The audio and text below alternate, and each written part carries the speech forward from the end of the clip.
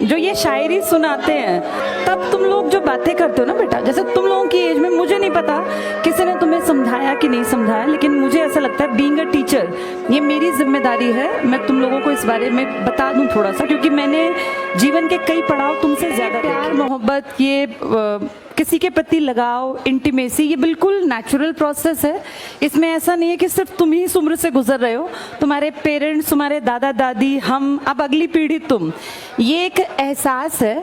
लेकिन ये खूबसूरत एहसास बेटा कई लोग बहुत गलत तरीके से सोसाइटी में पेश करते हैं। जैसे इंटीमेसी होना, किसी के प्रति लगाव होना, किसी को हम बहुत ज़्यादा पसंद करते हैं, ये खूबसूरती भरे एहसास हैं। और जिसके अंदर प्यार है ना, वो कभी गलत नहीं चल सकता बेटा, जिसको हम रियल में प्यार कहते हैं। प्यार का मतलब ये नहीं कि आप किसी के प्रति फिजिकली एक अट्रैक्शन फील कर रहे हैं। प्यार का मतलब है आप उस इंसान की खूबसूरती को महसूस कर रहे हैं और आप उसको एक अच्छा इंसान बनने में मदद कर रहे हैं। इंसान का मतलब होता है मानवता के लिए जीना, समाज के लिए कुछ बेहतर करना।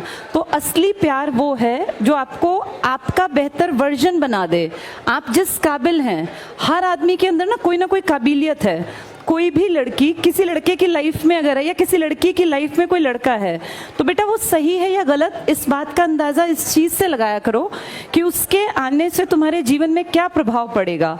वो अगर तुम्हें गलत रास्ता दिखा रहा है या दिखा रही है, क्योंकि आजकल ये प्रॉब्लम सिर्फ लड़कों की नहीं है बेटा, कितने ही लड़के भी बेचारे इस तरह के गलत रिलेशंस का प्रभाव ये पड़ता है कि उन बेचारों की लाइफ स्पॉइल हो जाती है। मैं तो तुम दोनों के कैरेक्टर में दोनों को जज कर सकती हूँ। ये लड़कियों की भी जिम्मेदारी है बेटा, किसी के इमोशंस के साथ खेलना नहीं होता। किसी रिलेशन में अगर तुम आओ तो इस बात को मानो बेटा। अब देखो, बातचीत नहीं करो, ये बातें तुम्हारे माँ बाप कभी नहीं समझाएंगे जो गलत है। मेरी बेटी खुद भी बड़ी हो रही है, मैं अपनी बेटी को भी ये सलाह देती हूँ। तुम मुझसे बड़े हो इसलिए तुम्हें थोड़ा सा और डिटेल में बात कर रही हूँ। अपना जीवन साथी अपनी मर्जी से चुनना कतई गलत नहीं है। ये मैं तब कह रही हूं जब मैं खुद एक बेटी की मां हूं, और ये मैं उसको भी कहती हूं कि बेटा अपने आप को काबिल बनाना, इस काबिल बनाना कि अगर तुमसे जिंदगी में गलती हो भी जाए, कई बार ऐसा नहीं है, ऐसा बिल्कुल नहीं है कि इंसान गलती नहीं करता, हर इंसान गलती करता है। और बहुत पढ़े लिखे काबिल लोग भी कई बार जीवन साथी गलत चूज कर लेते हैं। तो इसका ये मतलब नहीं कि अपनी जिंदगी को नरक बना के काट दें, लेकिन जब आप अपने जीवन साथी का चयन करें तो इस बात का ध्यान रखें कि ये जिंदगी सिर्फ 2 दिन की नहीं है। आपको उस जीवन साथी के साथ अपने, जब आप सामने दिखाते हैं ना बेटा, जब हम किसी रिलेशन में होते हैं तो हम बेस्ट बन के दिखाते हैं। आप सबसे बेहतरीन कपड़े पहन के जाएंगे, आप पूरा स्मार्ट बन के जाएंगे, लेकिन जब आप घर में होंगे तो आपकी जो रियलिटी है उस इंसान को वो भी देखनी है कि आप घर में किस तरीके से रहते हैं, आपकी जबान कैसी, आप बातें कैसे करते हैं। तो इसलिए किसी रिलेशनशिप में जब आओ तो इस बात को समझ के आना कि ये 4 दिन निभाने का रिश्ता नहीं है, ये जिंदगी भर निभाना है। और इसके बाद आपकी जो अगली पीढ़ी तैयार होगी, आप दोनों के अंदर वो गुण होने चाहिए जो अच्छे इंसान हम समाज को देके जाएं। ये 4 दिन में किसी की शक्ल देख के कोई अच्छा लगना, या महज किसी के पास बाइक है या गाड़ी है इसलिए कोई अच्छा लगना, ये लड़के लड़की दोनों के लिए कह रही हूँ, ये ठीक नहीं है बेटा। ठीक ये है कि मैं खुद काबिल बनूं, ये सब लड़कियों के लिए लड़कों के लिए भी है। अपने आप को काबिल बनाओ। एक काबिल जीवन साथी अगर नहीं है, कोई काबिल कोई पैदा तो नहीं होता, सब बनते हैं। जब मैं और परिमल सर रिलेशंस में थे, अफेयर में थे, तो ऐसा नहीं है कि हम लोग सिर्फ ये फिल्मी बातें करते थे, हम दोनों साथ रह के पढ़ते थे। मैं मैथ्स में महाबुद्धू थी, मुझे मैथ्स कभी समझ नहीं आया। ये कहीं ना कहीं मेरा एक बचपन में एक डर बैठ गया था मैथ्स के टीचर का, जबकि मैं बाकी सब सब्जेक्ट्स में बहुत परफेक्ट थी। मेरे साइंस में 100 में से 95 नंबर थे। तब CBSE में 25 नंबर का इंटरनल पेपर होता था और 75 नंबर का बाहर का। मैं आपको ये बताना चाह रही हूँ कि जो कमजोरी थी ना, मैंने अपने, जब मेरा और सर का अफेयर था तो उस कमजोरी को बेहतरी बनाया। मेरे DSSB में 20 में से 20 नंबर का मैथ्स आता था, अभी भी 20 का ही आता है वहां, मेरे 12 नंबर आ गए थे, 12 या 14 के आसपास।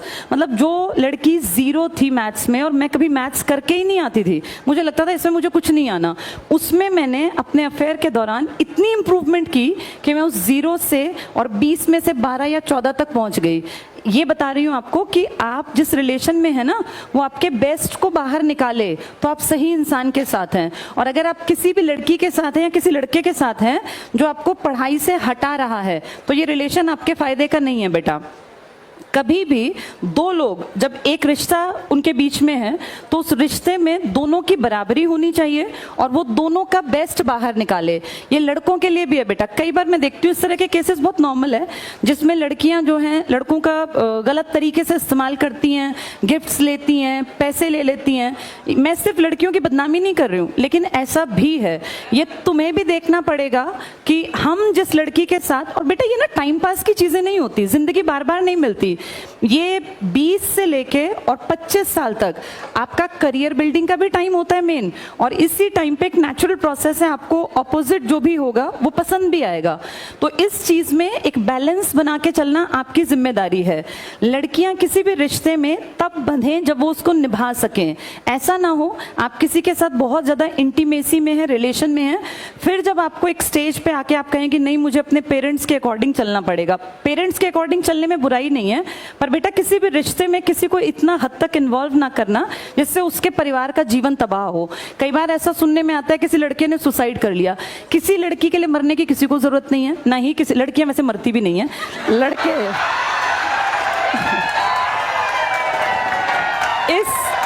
इस मामले में लड़के थोड़े ज्यादा इमोशनल हो जाते हैं बेटा। जैसे कई बार हम सोचते हैं कि लड़कियां इमोशनल हैं, लड़के भी बहुत इमोशनल होते हैं। और मैंने तो लड़कों को अपने लाइफ में हर रूप में देखा, पिता के रूप में, भाई के रूप में, हस्बैंड के रूप में, बेटे के रूप में। इसलिए मैं बता रही हूँ कि किसी के इमोशंस के साथ खिलवाड़ नहीं करना चाहिए। पहले ये कहानी सिर्फ लड़कों के बाट पर थी कि लड़के ऐसा करते हैं, लेकिन आज हम देखते हैं बहुत सारे रिलेशंस में लड़कियां भी गलत हैं। ये सबको मिलके समझना है। एक खूबसूरत रिश्ता वो है जिसमें बराबरी का एहसास हो, कोई किसी को बेवकूफ ना बनाए बेटा। ये विश्वास पे टिकती हैं चीजें, और ट्रस्ट दोबारा नहीं पैदा होता। किसी भी इंसान पे दोबारा ट्रस्ट नहीं होगा। जहां फेथ नहीं है वहां रिलेशंस नहीं बनाने चाहिए, वहां रिश्ते आगे नहीं बढ़ाने चाहिए। रिश्ता सबसे खूबसूरत वो है जो आपके बेस्ट को बाहर निकाले। अगर आपको कोई पढ़ाई से रोकता है, कोई आपको ये कहे कि भाई चलो चैटिंग कर लेते हैं, पढ़ाई बाद में हो जाएगी, तो वो तो ये सोचो तुम्हें पीछे ले गया वो, चाहे वो लड़का है चाहे लड़की है। होना ये चाहिए कि तू अपने इतने चैप्टर तैयार कर, मैं अपने इतने चैप्टर तैयार करूं, इसके बाद टाइम मिला तो हम बात करेंगे, नहीं तो फिर हम कल और स्पीड बढ़ा के अपनी चैप्टर्स को पूरा करके फिर बातचीत कर लेंगे। तो इस चीज को समझना, ये तुम्हारी उम्र में ना ये सब चीजें फैसिनेटिंग लगती हैं कि पता नहीं ये क्या चीज है। और बेटा जिनके गर्लफ्रेंड बॉयफ्रेंड नहीं है वो महा खुश हैं, उनको चाहिए पढ़े लिखे और आगे बढ़ें। ये कोई ऐसी चीज नहीं है कि जिसको हवा बना दिया जाए कि अगर हमारे पास कोई रिलेशन नहीं है तो हम पिछड़े हुए हैं, ऐसा बिल्कुल नहीं है। और ईश्वर ने ना आपके लिए जिसको चुना है वो आपको अपने आप मिल जाना है। बस आप अपने लक्ष्य पे फोकस रखो कि पढ़ना है, लिखना है, काबिल बनना है। All the best.